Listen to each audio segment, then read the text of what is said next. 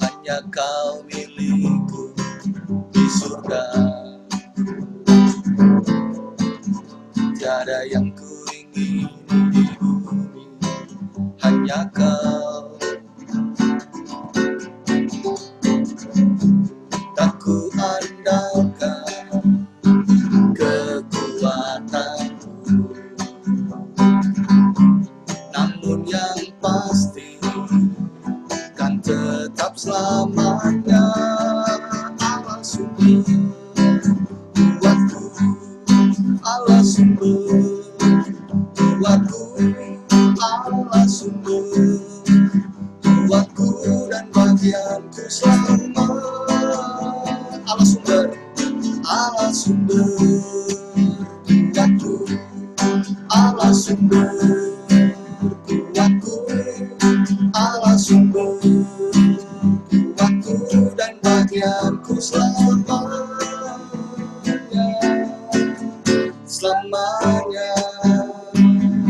Hanya Kau milikku di surga, hanya Kau milikku di surga,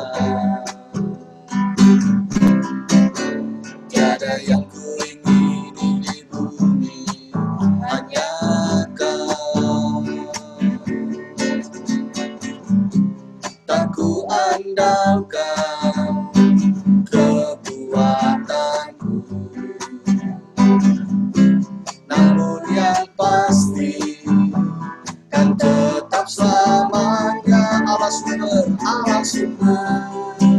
kuatku, Allah sumber kuatku, Allah sumber kuatku dan bagianku selama.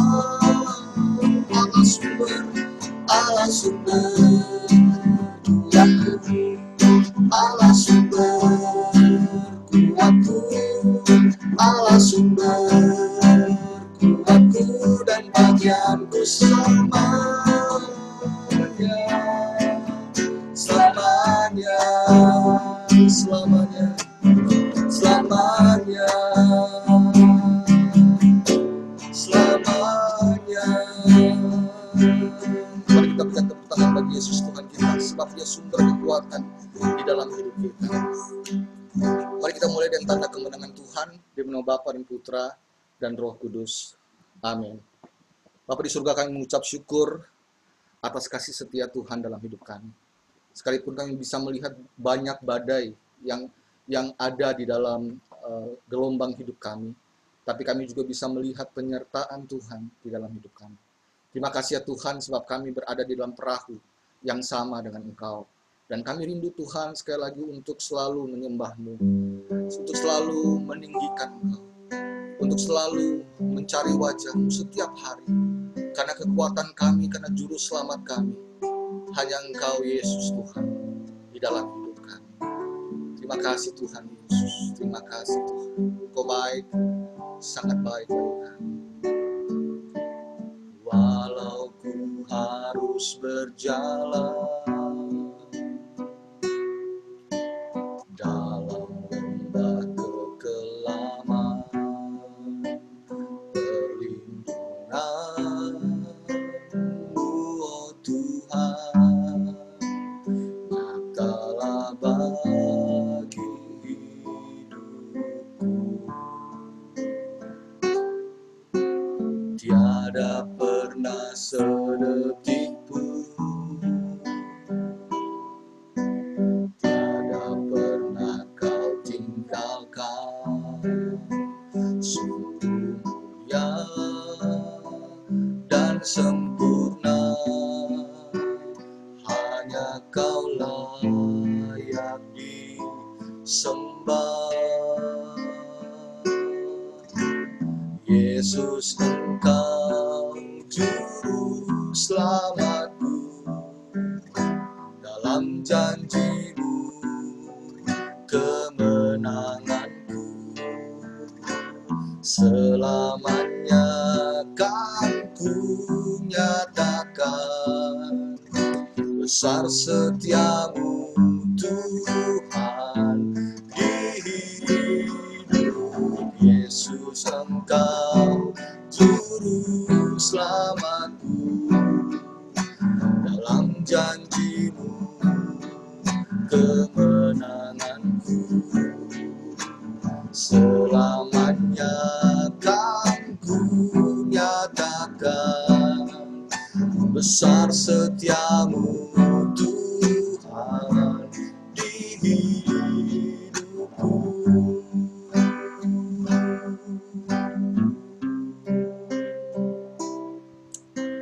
Bapa, sekalipun kami ada dalam lembah kekelaman, tapi kami tahu kasih setiamu lebih besar daripada bahaya yang mengintai kami.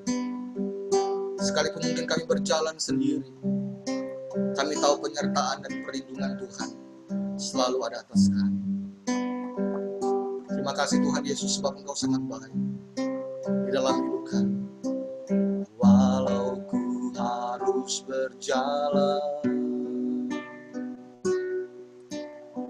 dalam lembah kekelaman,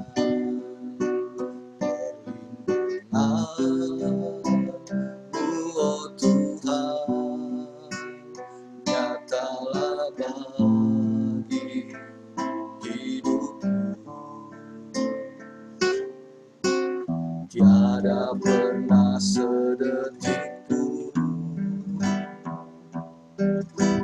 tiada pernah Kau tinggalkan.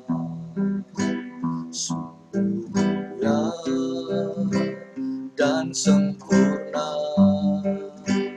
hanya Kau layak disembah. Yesus, Engkau juru selamatku, dalam janji-Mu kemenanganku.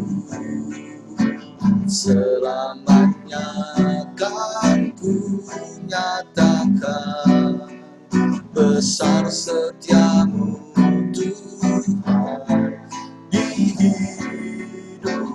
Yesus, Engkau juru selamatku, dalam janji-Mu kemenanganku. Selamanya kan ku nyatakan besar setiamu Tuhan di hidup. Yesus, Engkau juru selamatku, dalam janji-Mu kemenanganku. Selamanya kan ku nyatakan besar setiamu Tuhan di hidupku.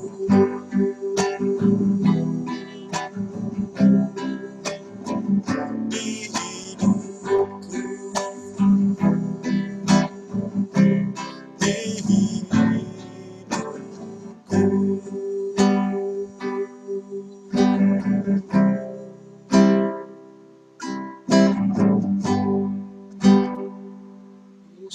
Yesus, Engkau juru selamat, Engkau Tuhan kekuatanku.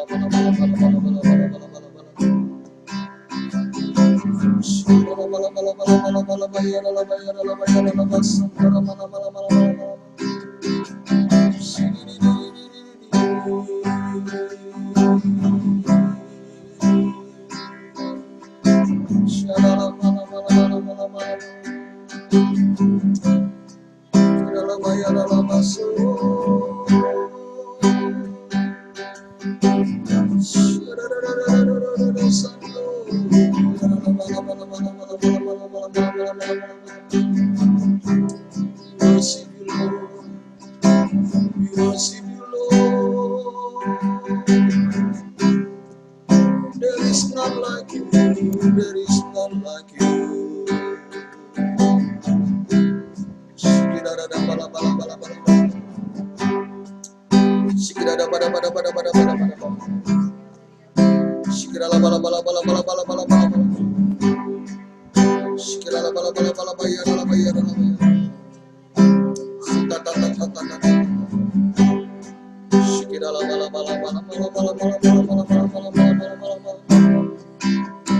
Terima kasih Yesus, kami menyembah, kami menyembah.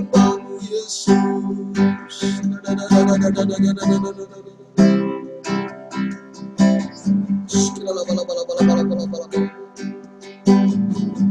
brother sister kita angkat kaki kita. Kita berikan seluruh hidup kita, beban kita, kekhawatiran kita, kita persembahkan kepada-Mu. Sebab Dialah yang punya kehidupan di dalam hidup kita. Sebab hanya kepada-Nya kita kembali. Hanya kepada-Nya kita berlindung. Hanya kepada-Nya kita berharap.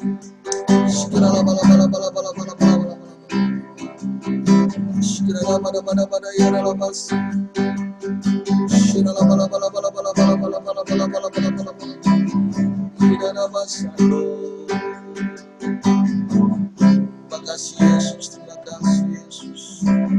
Makasih Tuhan. Kami menyembah Tuhan Yesus. Makasih Tuhan Yesus.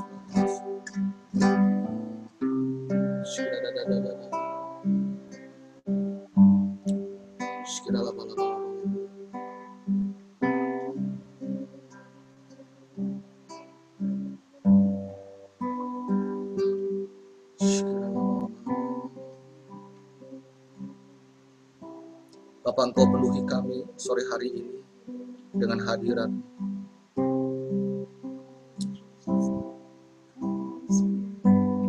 Kehadiran-Mu nyata bagi kami Tuhan sore hari ini. Saat kami menyembah Engkau, kami tahu bahwa kami bersatu dengan Engkau.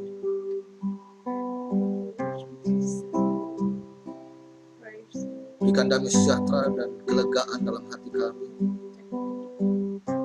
Saat kami bisa bertemu muka dan muka akan Engkau. Biar kasih kami lebih lagi, dan lebih lagi, dan lebih lagi tercurah hanya bagi Engkau. Makasih Yesus. Bapak, sore hari ini kami rindu untuk mendengar suara-Mu. Jadikan hati kami menjadi tanah yang subur, agar setiap benih firman yang jatuh di dalam hati kami bisa bertumbuh dengan baik. Hancurkan setiap kekerasan hati kami, dan juga lindungi kami dari segala sesuatu yang membuat kami tidak concern di dalam mendengarkan firman Tuhan. Tapi biar sore hari ini sekali lagi, biar para malaikat Tuhan berjaga-jaga di sekeliling kami, untuk kami bisa mendengar suara-Mu dan kami bisa semakin dekat dan melekat kepada-Mu. Terima kasih ya Tuhan, berkati CFV yang akan membawakan firman Tuhan pada sore hari ini. Urapi hamba-Mu ini, dan biar lidah bibirnya Tuhan pakai untuk mewartakan, menyatakan firman Tuhan yang ajaib di dalam hati dan hidup kami. Kami persembahkan sore hari ini ya Tuhan, ke dalam tangan-Mu. Berbicaralah, bersabdalah, maka kami siap untuk mendengarkan Engkau. Terima kasih ya Tuhan, di dalam nama Tuhan Yesus kami berdoa. Amin. Amin.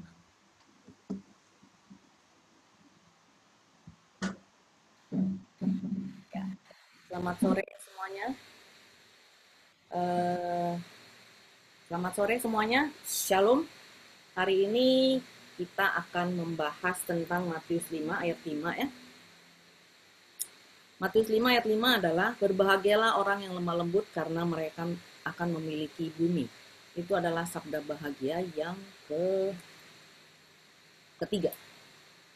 Jadi kita sudah bahas sebelumnya 1 dan 2, sekarang kita membahas yang ketiga, tentang kelemah lembutan. Saya agak tertarik dengan tema ini karena ini soal tentang kelemah lembutan. Jadi kalau misalnya udah untuk teman-teman semua yang ada di KKKA ini kenal saya, lemah lembut adalah hal yang paling sulit buat saya sebenarnya. Dan mengapa saya ambil tema ini, karena saya mau belajar menjadi lemah lembut ya. Mudah-mudahan saya mendapat dukungan dari semua teman-teman untuk menjadi lemah lembut. Kita akan mulai dengan melihat apa itu lemah lembut ya.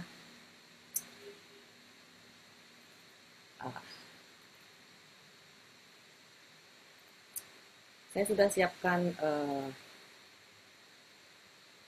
saya sudah siapkan PowerPoint-nya. Jadi pertama-tama yang mau saya katakan tentang lemah lembut adalah kebaikan hati, tidak pemarah, ramah, tapi bukan orang lemah. Jadi orang lemah lembut itu bukan orang yang lemah ya.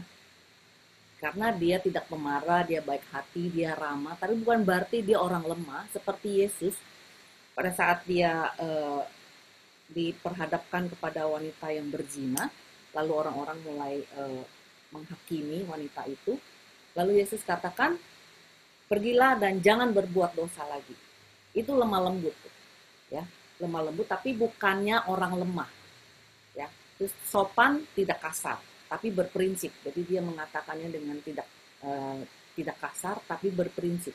Juga orang yang lemah lembut itu bukannya pelin-pelan. Jadi karena dia baik hati, dia nggak pemarah, dia ramah, dia sopan, dia tidak kasar, bukan berarti dia tuh pelin-pelan. Dan juga bukan orang yang lemah gemulai. Kita tahu Daud, ya, Daud itu adalah, di dalam Alkitab dikatakan Daud adalah orang yang elok rupanya, yang mukanya kemerah-merahan. Tapi bukan artinya dia lemah gemulai, ya, dia lemah lembut. Dia adalah orang yang pemberani.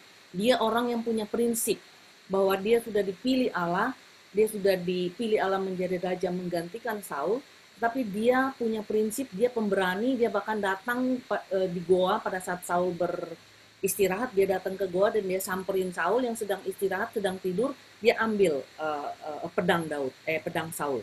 Dia pemberani, tapi dia lemah lembut, mukanya nggak menakutkan, kemerah-merahan, rupanya elok, kata Alkitab. Itu lemah lembut. Kalau di dalam bahasa Yunani dikatakan praus, itu lembut, rendah hati, penuh perhatian, dan tidak kasar. Ada juga kata praus itu juga berarti menenangkan, seperti angin yang sepoi-sepoi menyejukkan. Itu lemah lembut. Atau seperti kuda yang sudah dijinakkan. Jadi kalau kuda liar baru didapat, mau ditunggangin itu susah sekali, harus dijinakkan dulu supaya bisa ditunggangi. Itu artinya lemah lembut. Rendah hati saya mau kutip yang dari Filipi 2 ayat 3, yaitu lebih mementingkan orang lain. Jadi rendah hati adalah lebih memikirkan kepentingan orang lain. Di dalam beberapa versi, saya suka membandingkan ayat-ayat di dalam beberapa versi, di dalam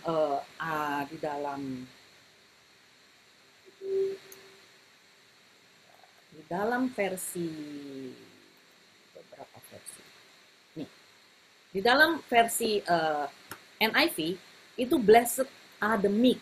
The meek itu orang yang lemah lembut, for they will inherit the earth. Di dalam NLT, ya, NLT itu God blesses those who are humble. Humble itu lemah lembut, ya. Di dalam AMPC, Amplified Bible, itu dikatakan meek. Di dalam kata meek ini dikatakan the mild, the patient, and long suffering. Orang yang tenang, orang yang sabar, orang yang sudah menderita lama, panjang penderitaannya. Di dalam message, versi The Message, itu dikatakan bahwa orang yang konten, yang puas dengan menjadi diri sendiri, tidak lebih atau tidak kurang. Itu artinya lemah lembut. Beberapa versi ini kalau saya gabungkan, saya ambil kata meek karena lebih banyak kata meek. Meek itu di dalam terjemahannya itu menenangkan, sabar, tahan menderita, ya tadi, gentle, quiet, peaceful. Unassuming itu sederhana, modest itu rendah hati, unpretentious itu sederhana, bersahaja, tidak berusaha untuk menarik perhatian supaya kelihatan penting, ya. Terus unambitious, tidak ambisius, unresisting, tidak menolak, obedient, taat, self-effacing itu tidak mementingkan diri. Ya, Filipi 2 ayat 3 itu jadi lebih mementingkan orang lain. Forbear, sabar, menahan hati dan nafsu. Jadi tidak buru-buru, tidak mengikuti apa kata hati. Yang panas, ya, yang nggak puas itu enggak. Tapi mereka forbear, sabar, menahan hati dan nafsunya. Reverent, menghormati. Jadi lemah lembut itu juga menghormati. Jadi kalau orang yang lebih tua, ataupun orang yang memang walaupun tidak tua, orang yang tidak terhormat, atau orang yang tidak berpendidikan, atau orang yang tidak punya kedudukan, lemah lembut itu tidak menghina, tapi menghormati orang-orang seperti itu. Itu artinya lemah lembut. Nah, itu artinya lemah lembut. Nah, ada juga yang katanya resign, menerima bahwa ada hal yang tidak mungkin dihindari. Jadi di dalam hidup kita mungkin ada hal-hal yang tidak dapat kita hindari yang harus terjadi dan akhirnya kita harus menerima itu dan berserah kepada Tuhan. Nah, saya mau mengatakan bahwa di dalam orang yang lemah lembut itu ada elemen-elemen yang harus kita ketahui. Jadi di dalam elemen yang pertama, orang yang lemah lembut itu harus mempunyai pribadi yang lembut. Jadi kepribadian yang sudah diubah Tuhan menjadi lembut. Yakobus dan Yohanes di dalam Lukas 9 ayat 54 pernah dikatakan bahwa mereka meminta api turun dari langit untuk membakar orang-orang di Samaria. Ya. Ciri-ciri orang yang lembut hatinya itu rela menderita. Tadi kan ada di dalam terjemahannya itu long suffering, rela menderita. Yesus rela menderita. Yesus itu orang yang lemah lembut. Ya, Yesus. Kita nanti akan belajar dari Yesus bagaimana menjadi lemah lembut. Rela menderita di dalam Lukas 23 ayat 34 ini nanti boleh dicatat dan dibaca. Terus terbuka pada teguran Tuhan di dalam 2 Samuel 12 5 sampai 10.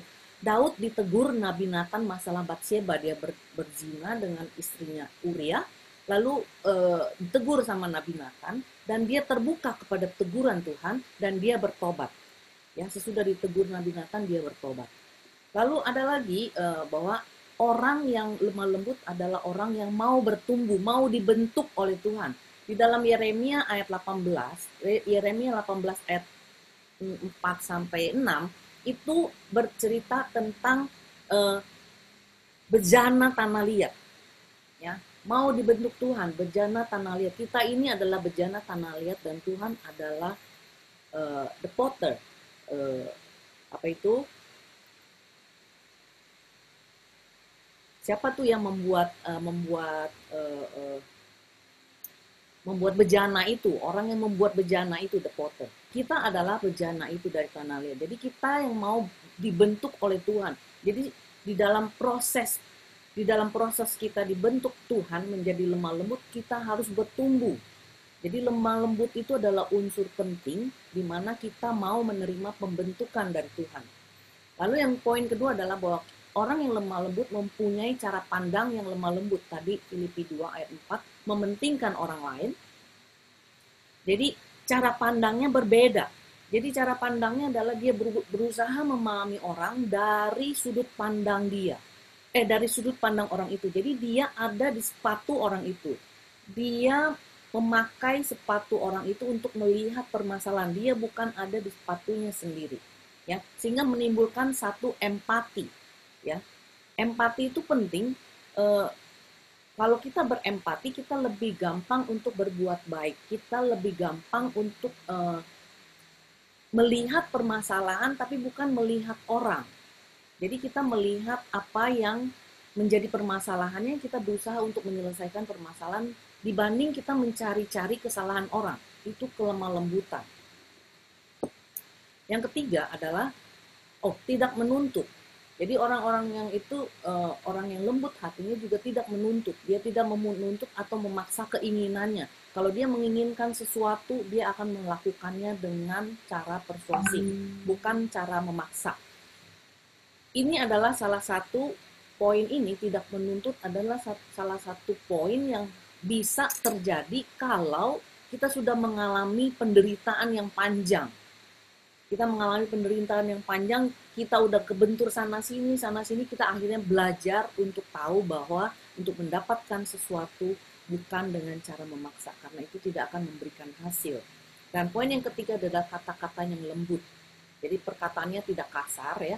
Kata-kata yang lembut kita bisa baca di dalam Amsal banyak sekali yang meredahkan amarah, menenangkan, dan meredahkan ketegangan fisik. Jadi kalau misalnya pada saat 2 orang atau 3 orang berkumpul dan sedang bertengkar, lalu ditimpali oleh orang yang akan melerai dengan kata-kata yang kasar, niscaya nggak akan terjadi perdamaian. Tapi kalau ada orang datang dan menasehati dengan kata-kata yang lembut, ya, kata-kata yang menenangkan, pastinya akan terjadi kedamaian. Dan yang keempat adalah proaktif. Di dalam Amsal 16 ayat 34 dikatakan bahwa di dalam mengambil keputusan ada 3 hal: aktif, diam, aktif, atau proaktif. Jadi Orang yang lemah lembut adalah orang yang proaktif. Orang yang eh, eh, orang yang tidak aktif, bukan orang yang diam juga, tapi orang yang proaktif. Dia mengambil keputusan di dalam situasi itu. Lalu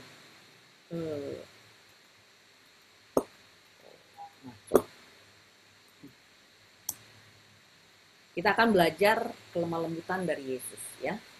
Di dalam Matius 11 ayat 29 dikatakan, "Pikulah kuk yang kupasang dan belajarlah padaku karena aku lemah lembut dan rendah hati, dan jiwamu akan mendapat ketenangan." Yesus itu lemah lembut. Kita lihat figur Yesus, dia lemah lembut, tapi dia bukan orang yang lemah. Dia orang yang punya prinsip, dia tidak pelin-pelan. Dia orang yang tegas, dia orang yang berani, dia orang yang rela berkorban. Dia adalah orang yang pada saat difitnah, dia saat di dalam perjalanan penderitaan Yesus disalib itu, dia mengalami siksaan, dia mengalami pengadilan yang tidak baik, yang tidak sesuai dengan apa yang dia lakukan. Jadi dia difitnah, dia mendapatkan perlakuan yang tidak adil, dia tidak bersalah tapi dia disalahkan. Nah, dia lemah lembut, dia menerima itu seperti seekor domba yang dibawa ke tempat penyembelihan tanpa mengatakan apa-apa. Dia menerima. Jadi dia menerima semua itu dengan rela, dengan tulus. Ya, itu lemah lembut dari Matius 11 ayat 29. Tadi di dalam salah satu versi ada dikatakan bahwa walk with me and work with me, watch how I do it. Learn the unforced rhythm of grace. Ini yang saya mau garis bawahi yang merah ini, ya. It's unforced rhythm of grace. Jadi kita perlu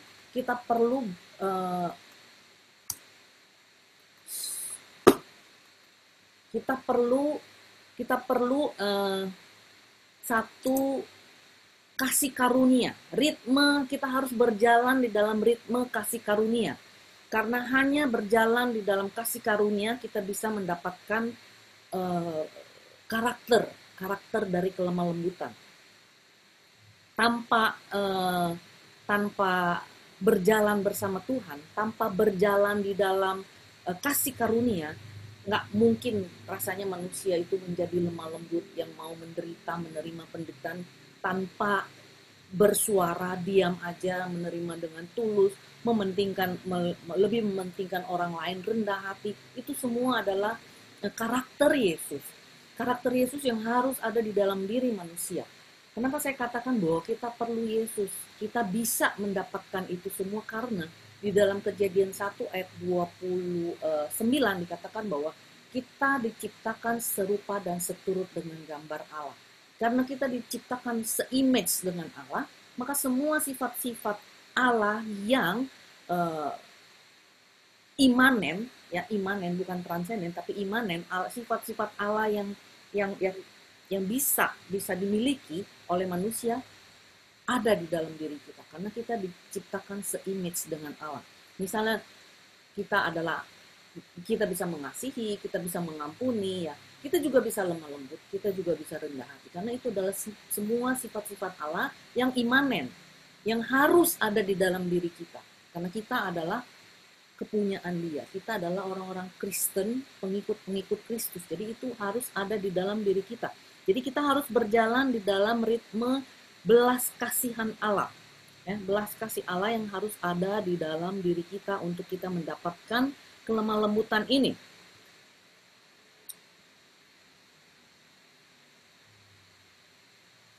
Lalu yang ketiga adalah bagaimana kita belajar di dalam tadi beberapa terjemahan itu, kelemah lembutan itu adalah kerendahan hati, Filipi 2 ayat 3, bahwa kerendahan hati lebih mementingkan orang lain.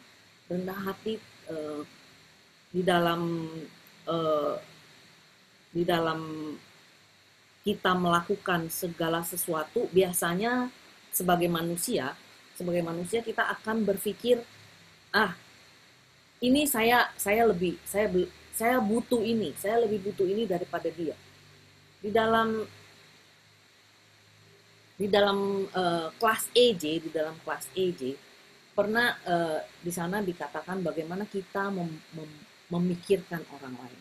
Contohnya adalah kita dikasih gelas satu kosong, satu isinya setengah, satu lagi isinya full. Lalu kita membayangkan bahwa kita di dalam keadaan yang sangat-sangat haus, lalu apa yang akan kita lakukan? Apakah kita ambil gelas yang kosong, gelas yang isinya setengah, atau gelas yang isi penuh?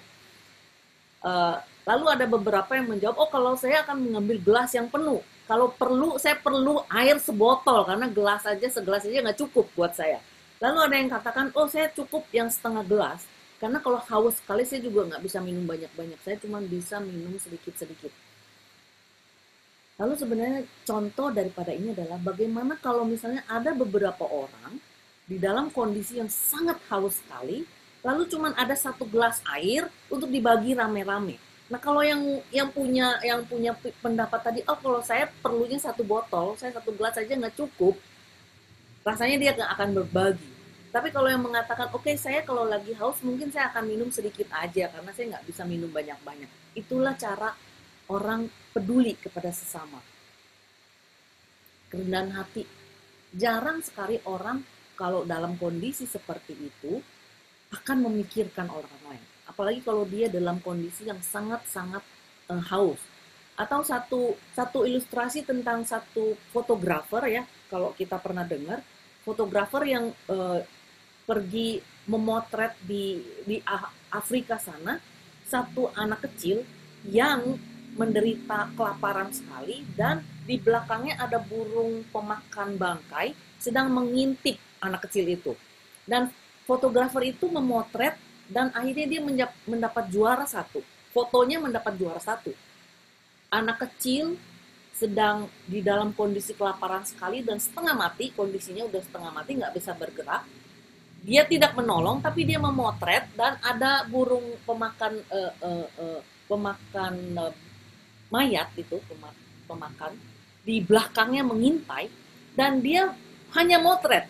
Dia tidak membantu anak kecil itu, dia tidak menolong, dia tidak mengambil anak itu atau memberi makan, tapi dia hanya memotret dan dia pergi. Lalu fotonya memang dapat juara, tapi akhirnya hati kecilnya merasa, akhirnya anak ini meninggal. Lalu ada beritanya dan fotografer ini membaca dan dia menyesali. Kenapa pada saat dia habis foto atau apapun, dia tidak menolong anak ini, sehingga anak ini tidak meninggal. Dan dia karena begitu menyesalnya, dia akhirnya bunuh diri. Fotografer ini bunuh diri. Itulah keadaan manusia yang sebenarnya, kalau tidak berjalan bersama di dalam satu kasih karunia Allah.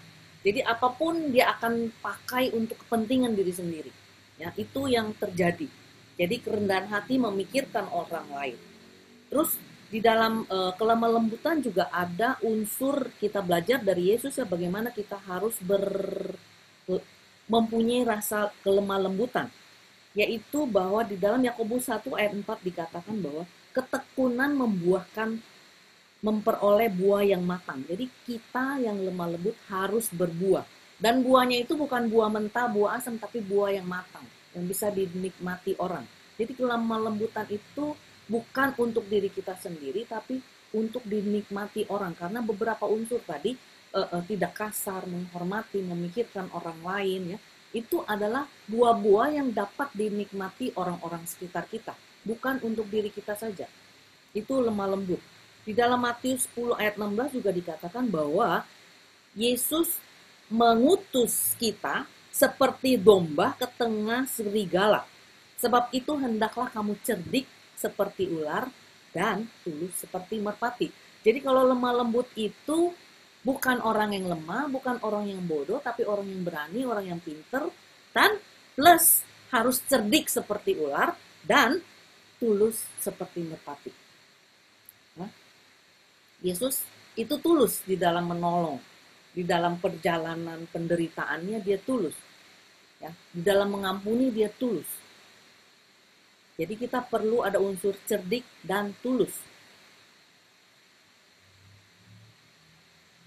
Jadi akhirnya saya simpulkan, kelemah lembutan itu harus ada di dalam diri kita, bisa kita peroleh dan menjadi sifat dari kita karena kita berjalan di dalam kasih karunia Allah, karena kita memiliki, kita pada dasarnya sudah diciptakan dengan sifat itu.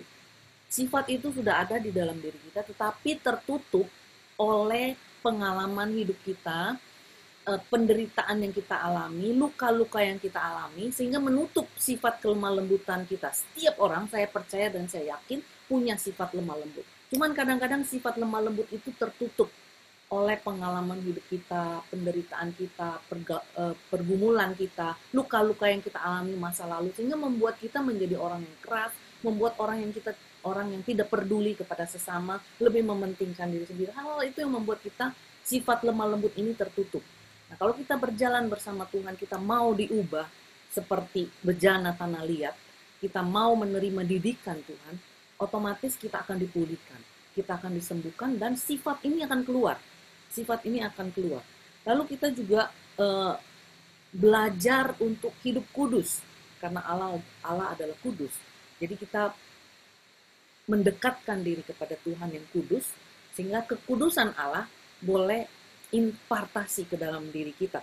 Kita belajar untuk rendah hati, dan unsur yang terpenting juga untuk belajar menjadi lemah lembut adalah adanya encouragement, adanya dorongan dari orang-orang di sekitar. Saya mau kasih contoh tentang encouragement ini ya. Tidak menyalahkan, tapi mendukung. Di dalam salah satu doa saya, di dalam salah satu doa saya di mana saya bergumul, lalu saya datang kepada Tuhan, dan Tuhan tidak menyalahkan saya. Setiap kali saya datang kepada Tuhan dalam doa saya, Tuhan tidak pernah menyalahkan saya. Tidak pernah sekalipun dia menyalahkan saya pada saat saya datang kepada dia dengan segala keluh kesah saya. Dengan segala ketidakpuasan saya datang kepada dia, dia tidak pernah menyalahkan saya. Dia cuma mengatakan, oke, Evi, mari. Aku mengasihi kamu. Hanya itu yang dia katakan. Setiap kali saya datang kepada dia, setiap kali itu juga yang dia katakan kepada saya. Mari Evi, datanglah kepadaku. Aku mengasihi kamu. Kamu berharga. Kamu adalah anak yang kukasihi. Setiap kali aku datang kepada dia, di dalam kondisi apapun, di dalam pergumulan apapun, di dalam keluh kesah apapun, di dalam ketidakpuasan apapun, dia tidak pernah menyalahkan saya. Tapi dia selalu memberikan semangat kepada saya, mari, kamu aku kasihi, rasakan kasihku, setiap kali. Tapi bukan berarti Tuhan nggak menegur saya. Nanti sesudah saya bisa melewati pergumulan itu, atau keluh kesah saya, atau ketidakpuasan itu sesudah saya lewati, Tuhan akan menegur. Tuhan akan menegur dengan caranya yang lemah lembut. Nah, di sini saya belajar dari Tuhan yang lemah lembut. Pada saat saya bersalah, saya datang kepada dia. Pada saat saya komplain, saya datang kepada dia. Dia tidak pernah mau marah sama saya. Dia tidak pernah menyalahkan saya. Kamu ya komplain terus ya, bersyukur dong. Enggak. Ya, kalau kita manusia, kalau kita datang kepada orang, kita komplain terus kita tidak bersyukur, pasti orang lama-lama mendengarnya kan akan marah. Kamu tuh yang nggak belajar bersyukur, kamu itu nggak bisa bersyukur, nggak bisa berterima kasih, kamu tuh harus begini. Itu manusia. Tapi Tuhan tidak pernah. Dia cuma datang, oke, mari, aku mengasihi kamu. Tetapi bukan berarti dia tidak menegur saya. Sesudah lewati itu semua, akan ada saatnya dia akan menegur saya. Entah dengan caranya yang luar biasa, dengan caranya yang lemah lembut, dia akan menegur dan mengingatkan saya bahwa ini loh, pada waktu itu kamu begini, harusnya begini. Jadi sesudah melewati itu semua, Tuhan tegur, saya bisa menerima itu semua. Karena apa? Saya sudah melewati masa itu, di mana saya perlu dukungan, saya perlu merasa dikasihi. Begitu. Itulah caranya Tuhan, kelemah lembutan Tuhan terhadap saya. Dan saya percaya juga terhadap semua dari kita. Setiap manusia, setiap anak-anaknya, dia bersifat lemah lembut di dalam menghadapi kita semua. Dan dia tahu karakter kita, dia tahu bagaimana menghadapi kita. Dan saya percaya juga bahwa kalau orang-orang yang punya sifat yang lemah lembut itu adalah orang-orang yang sudah mengalami penderitaan yang panjang. Saya mengatakan ini penderitaan yang panjang, saya mendapat satu figur di dalam satu film.